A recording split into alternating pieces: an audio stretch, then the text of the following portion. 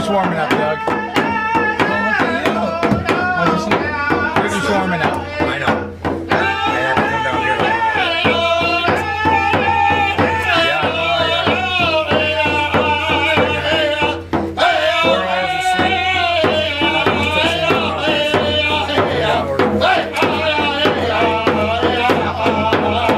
Very nice. How you doing? Good.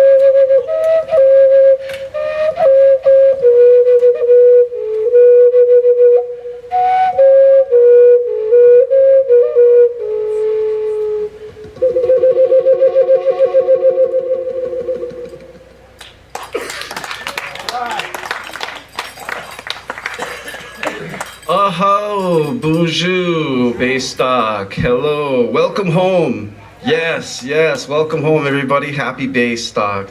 Happy Baystock. You know, of course, whenever I come out and I talk about culture and history and flute and music, I always introduce myself in the language, and I'll do that now. Bonjour, Nindanawe Maganiduk. Hello to all my relatives out there today. Bapewa Gush, Nindajinikaj. Laughing Fox is my name. Nindamigazi Dudame. I come from the Eagle Clan and Miss Squabi Kong Nindunjaba. I'm a member of the Red Cliff Band of Lake Superior, Chippewa. We also are known as the Ojibwe and call ourselves the Anishinaabe. And this time of year, it's always my favorite time of year as I can come out and I can demonstrate and perform for my Baystock family. Yes, my Baystock family. Those of you who have helped encourage me to keep going, keep learning, and keep sharing. Today I kind of got together with my friends. I've been on the road a lot, traveling all over the place. For those of you that know my story, you know that I started off in the woods, 2 years of playing with the animals. Then I would make my way to the street corners of Bayfield, where I would work as a baker at a coffee shop called the Blue Horizons. And there, at that bakery, at that coffee shop, I would learn these things like the cappuccino, the espresso, the Americano. And after drinking these concoctions, I was very much ready for flute playing on the street corners of Bayfield. Anyways, from the street corners, you know, people would slow down and they would stop and they would say, hey man, you know, I had a really bad day and that music helped alleviate that stress. And I got to see firsthand the medicine of the flute. And you know, the flute, I would learn these different things about them as people on the street corners would ask me, what's the creation story of the flute? How do you make a flute? You know, and I thought if I ever wanted to give 100% respect to that spirit, I would go out there and I would learn these things. You know, and I would learn that every culture all across Mother Earth has a certain kind of a flute. I would learn that the flute is one of the oldest instruments out there, carbon dating back some 60,000 years ago. So it's been with the humans for a very long time, resonating within our DNA.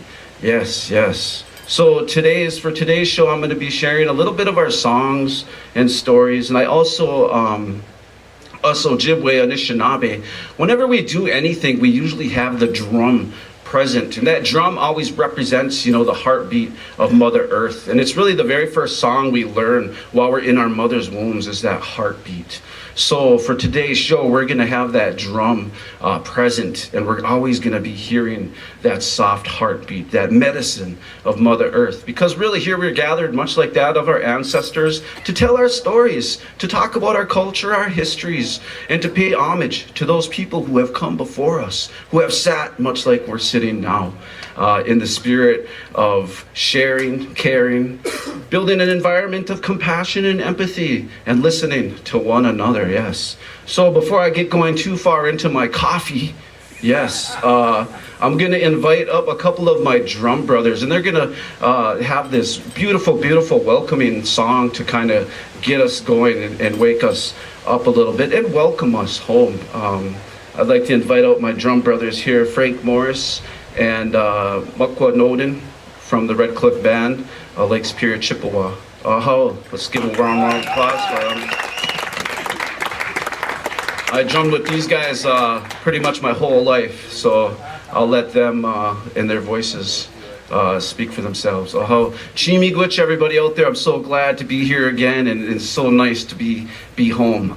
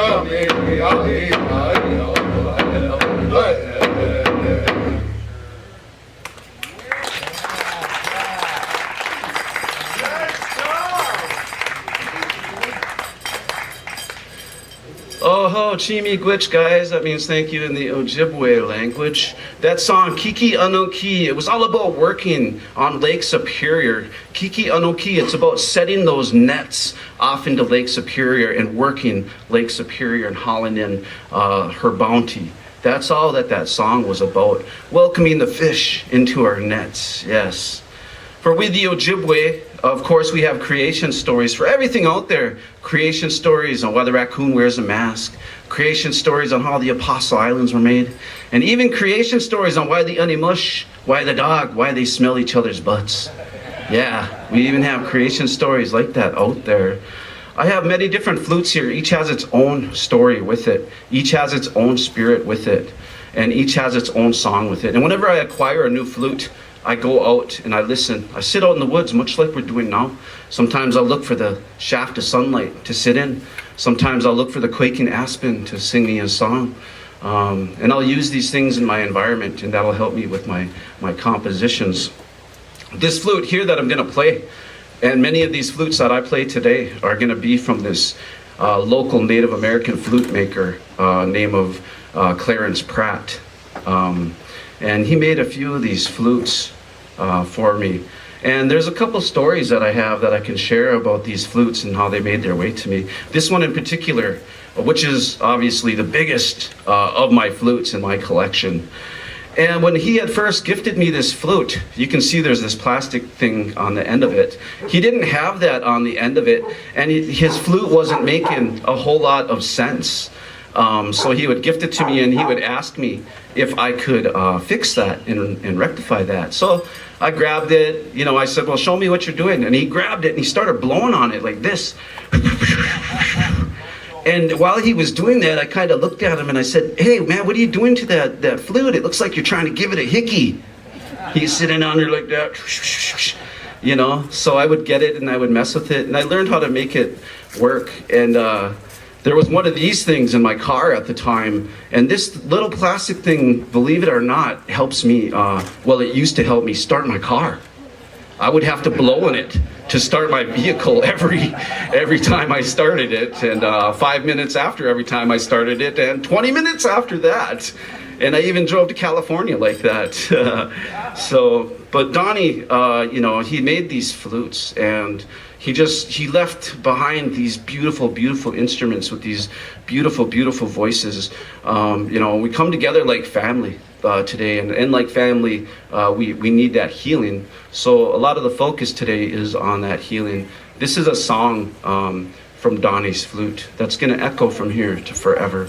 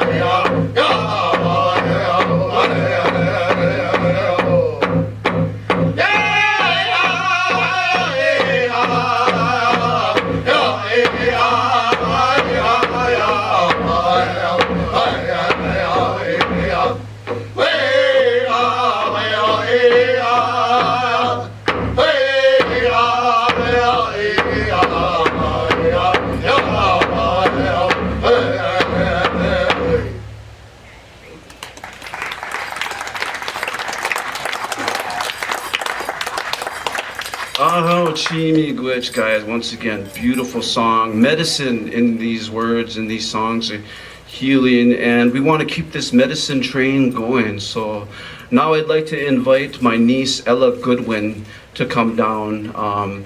I had asked her just recently, yesterday, if she would come and do some dancing for us. She's joined me in shows and productions like the Big Top Chautauqua, where I would have her come in and do the jingle dress dance. And the jingle dress dance, like most of our dances, are healing dances. And come on down, Ella, come and stand up here. And the story for the medicine dance, the jingle dress dance, the story of it happens about 100 years ago or so, back when we had the time of the Spanish flu here, and a lot of communities were getting sick. In this community, this man would have a dream about this dress, and he would see it in different colors, and it would have all these shiny metal cones on it, and whenever they clicked and made a sound, it would create that sound of rain, the healing power of that rain, you know, that water, something that we all need to survive. Upon having this dream, this vision, he would tell his wife about it, and she would say, we need to make this happen. So she got together with some women from the community. They talked about how the dance was to be danced. They talked about how the dresses were to be made. And then they were having what we call a big drum ceremony. And as everybody attended during the break, the Inini, the old man, would stand up and tell the community about his dream, about the dress and its healing properties in it. And as the community, the girl, she was so sick that all she could do was just lay there. So they placed her on a blanket at this big drum, and she just laid there. And as the drum started to go and they started to sing, she stirred and she looked up. And then as the afternoon wore on to evening, she was sitting up watching the dancers, listening to that beautiful sound. And at the end of the night, she was up dancing with them. This is the story and the healing power of the dress, the jingle dress dance. And it's always an honor for us to come out and demonstrate a little bit about that. My niece also represents the senior Miss Redcliffe at the Redcliffe powwow. Or did you just give up your crown? She's not wearing her crown now, so she just retired, but she represented our community from the time since she was this big. And it is truly an honor to have her come out and dance this medicine dance. So this really is that time where we think about those people in our lives that are still suffering from illness or disease, those of us who suffer from that addiction, and those of us who are no longer here with us. You know, we miss them. You know, of course, they love us unconditionally, and when they go on to that next world, they forgive everything. So this next song is a medicine song, a healing dance. Aho.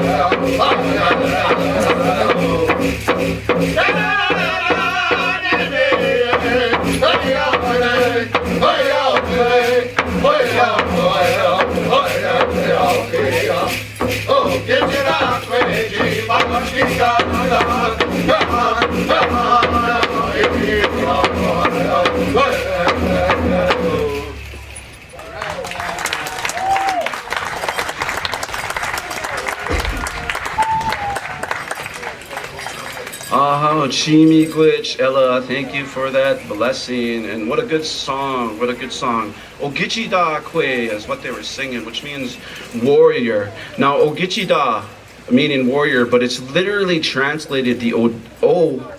It means he or she, and the Ode means heart, and the Gichi, of course, means great or big. So you're literally saying, Ogichida, them who are great or big of heart. Right, so that's really what warrior means. It's more than just grabbing a gun and running into battle. You know, it's about looking out for your people and those people that you love unconditionally. Again, this next flute that I'm going to share is created by a flute maker who is no longer with us, Mr. Donnie Pratt, Clarence Pratt. I believe his Ojibwe name was Gabo Gani Owan Bun, which means he who stands in the fog. And he would gift me this flute, and whenever I grab a flute, I go out in the woods and I start playing it to get familiar with it, to find its voice and its spirit. He would say, you know, I found this wolf dead in the woods, and I would scavenge his carcass, and I took some of the bones, and I took some of the hide, and I made flutes out of them. I want to gift you one. Many years from now, we'll come together and play the same song on the same animal. And I thought, wow, what a beautiful song or a story, right? So I'd go out there and I would start to listen to the flute, and I would hear this voice out there, a wolf howling, and I would start to howl back. And I thought, wow, this is a great time to make a YouTube video. So I'm videoing myself howling like a wolf out there. Create this beautiful video. I go out and I post it on YouTube, and I write this beautiful story, and I would see Donnie had commented. He's like, oh, hey, I forgot to tell you, it's not really a wolf bone flute.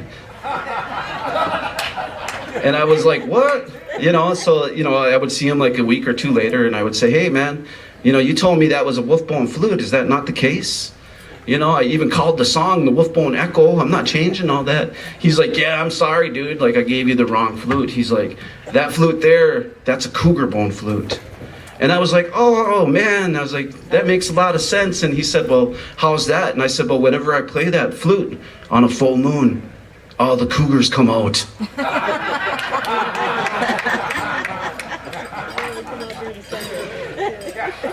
This next song is called The Wolfbone Echo, played on a cougar bone flute. And again, it's one of Donnie's flutes, and Donnie's no longer with us, you know, but his voice will echo from here to forever. And no matter what, somebody who has made such beautiful instruments in this world, you know, contribute to this world positively in this healing way, I can only imagine that he's up there on the side of the Creator.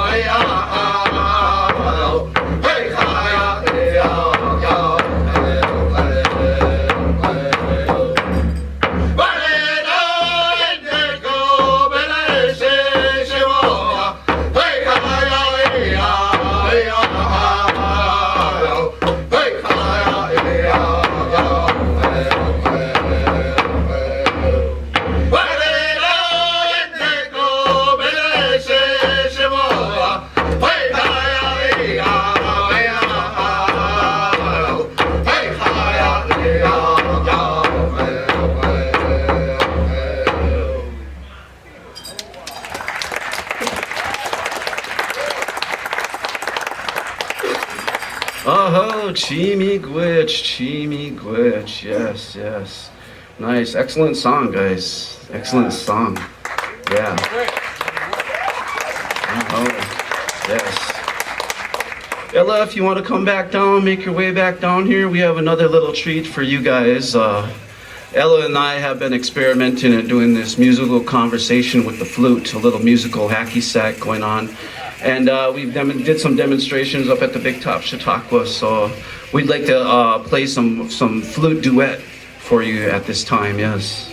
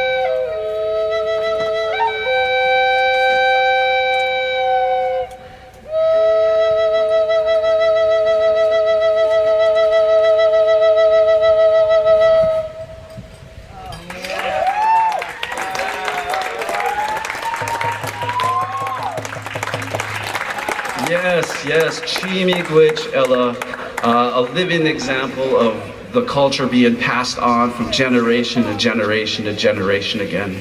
Very proud of my niece Ella and her accomplishments.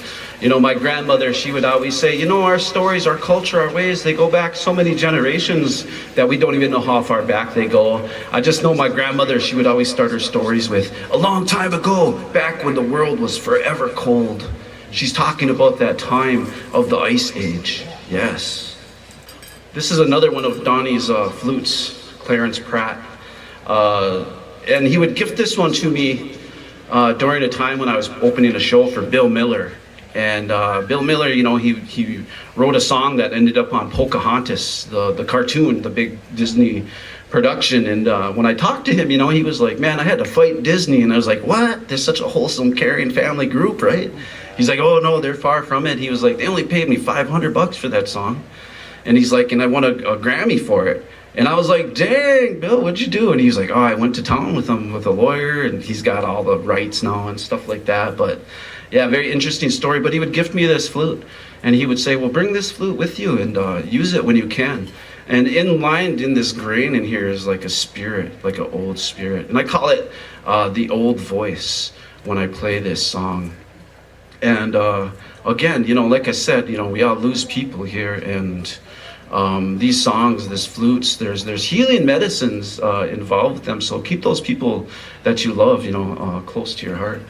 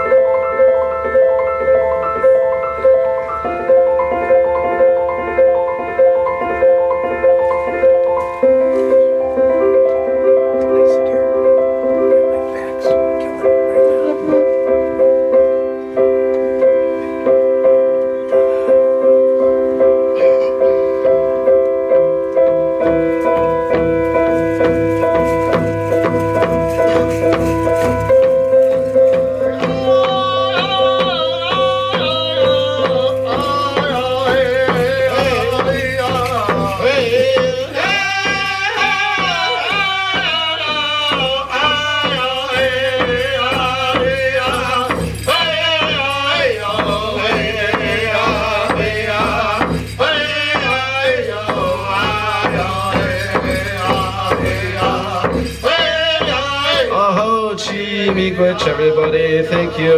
We're going to be doing a round dance. And we're going to include everybody out there. This is like a big dance of follow the leader. So please, if you want, join us.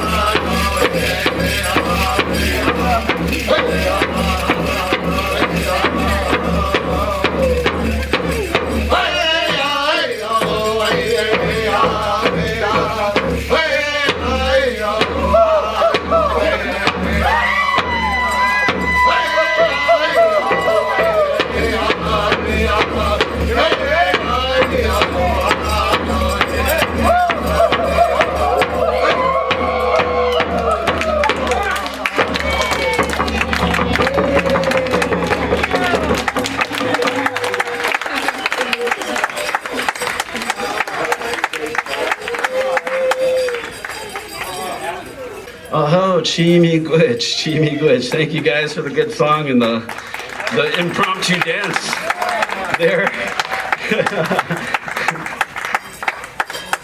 Oh, Chimigwich. Thank you, everybody. Thank you.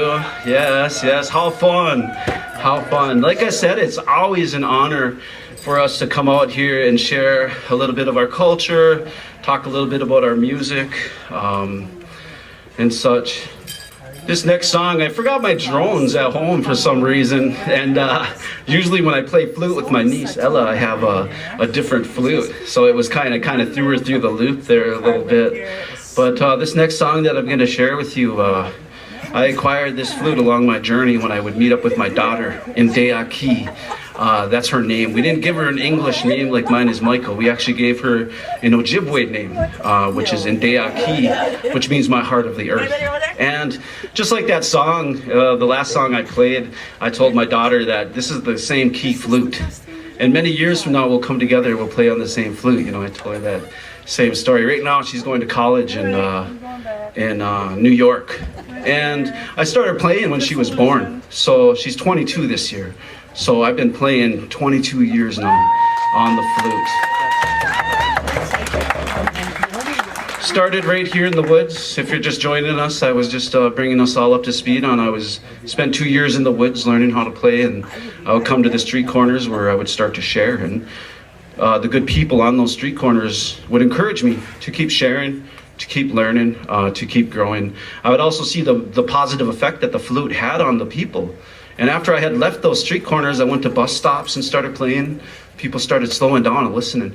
I started playing at airports, and I really love playing there because, you know, people move from point A to point B and they're so quick, you know, they never take that time to really slow down. So while I start to play the flute, you know, I notice that. And again, I see the medicine at work. Not only do I see the medicine at work, I notice, you know, that these people are from all over the world and that the sound of the flute is transcending any cultural or language barrier.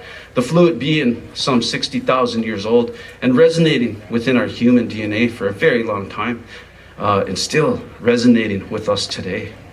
I've been all over the United States and just recently got back from a trip from Europe, where I was over there visiting our European relatives and performing for them too. You know, I'm just trying to give my family, my Baystock family, an update on the travels where I've been, you know, from New Mexico to South Dakota to Maine, where I would meet the Wabanaki people. And I said, I'm an Ojibwe coming into Wabanaki territory telling spirits from Lake Superior. I don't mean any offense. And they said, oh, we know very much who the Ojibwe are. You know, you're in our stories. We consider the Ojibwe our little brothers and welcome home. And I just thought, oh, wow, what a beautiful, you know, feeling. And they happen to be Algonquin speakers. For those of you who don't know, we would become the Ojibwe some 2,000 years ago as we would break off of one mother group called the Algonquin speaking mother group. And as we migrated throughout the Great Lakes chain systems, we would break off to become 29 different Algonquin speaking groups. Some of those include the Potawatomi, the Odawa, the Cree, the Sac. Even on the west coast or on the east coast, the Wabanaki, the Passamaquoddy, they all speak the same dialect. It's really cool. We had some of the same words and stuff. So another one of those kinds of connections. Yeah. This next flute is all about that human experience, and it's all about us coming together, much like we're that now. Coming together, sharing culture, stories, music, and celebrating each other. And when we celebrate each other and all of our diversities, you know, we promote that unity. You know, we create an environment of empathy and compassion for one another, and that allows us to grow in really good and healthy ways. And this next song is all about coming together and working together and making those beautiful things happen.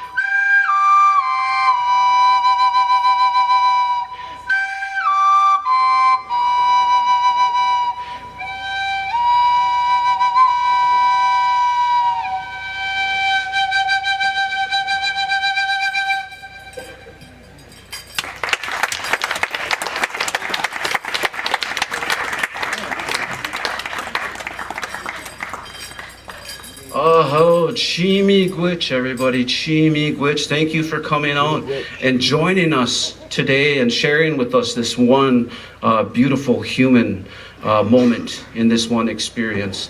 We're gonna finish up with how we always do as Ojibwe people, with kind of like a traveling song, almost like a closing song, to send us off with some really good vibes. And then we're gonna hurry up and get off stage for Char Barbara. I know that they're out there somewhere. Yes, yes. And they actually invited me down to the cities to perform at their places of work and business. So I really appreciate that, coming in and talking to your people, your audience. Chimiguch for that. And Doug too, he invited me down to the Judson's church, I believe. And what a beautiful, just a wonderful experience. And I really appreciate all of you, because it's been all of you who have encouraged me to keep growing, to keep learning, and keep sharing. Ladies and gentlemen, we proudly present to you now the closing song. Aha, Chimiguch. Thank you to Ella. Let's Ella stand up. Let everybody clap for you. Aho, aho. Yay, Chimiguch, Ella. And then let's hear it for Frank Morris and Jeremy Defoe up here. Yes, yes.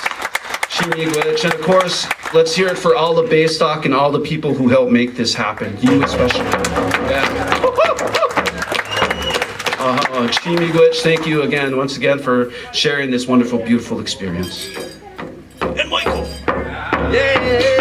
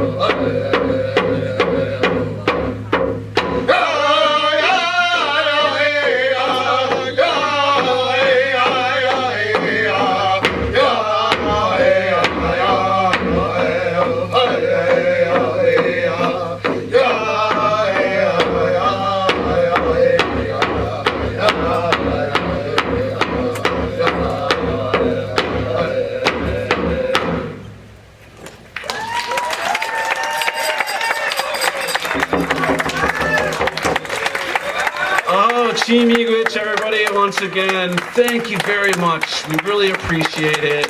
I know we had a great time, and I hope you guys did too. Enjoy your Baystock, yes!